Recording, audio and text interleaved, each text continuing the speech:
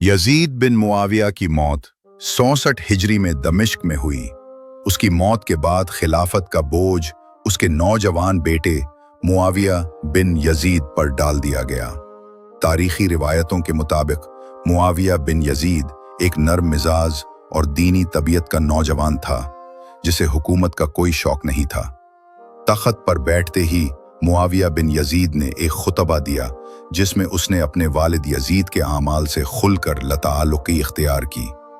उसने ऐलान किया कि यजीद ने जुल्म किया, नाइंसाफ़ी की और अहले बैत के खिलाफ नाजायज़ कार्रवाई की, और मैं उसके रास्ते पर नहीं चल सकता।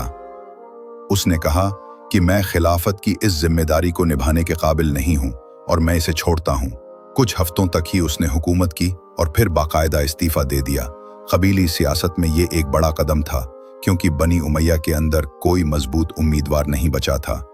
मुआविया बिन यजीद चंद दिनों बाद बीमार पड़ा और कम उम्री में उसकी मौत हो गई। उसकी मौत के बाद दमिश्क में कुछ अरसे तक कोई खलीफा नहीं रहा। आखिरकार बनी उमैया ने मरवान बिन हकम को खलीफा बनाया, जिसने उमय्यी खिलाफत को दोबारा संगठित किया। उसकी हुकूमत को मरवानी दौर कहा जाता है, जो बनी उमैया का दूसरा और ताकतवर दौर साबित हुआ। मुआविया बिन यजीद अगरचे मुख्तसर अरसा हुक्मरान रहा, लेकिन उसका इनकार खिलाफत और अपने वालिद की नीतियों से दूरी तारीख में उसे एक हक़्क़ो, मुत्तकी और सच्चा इंसान बनाते हैं, जो जुल्म और गलत को तस्लीम नहीं करता।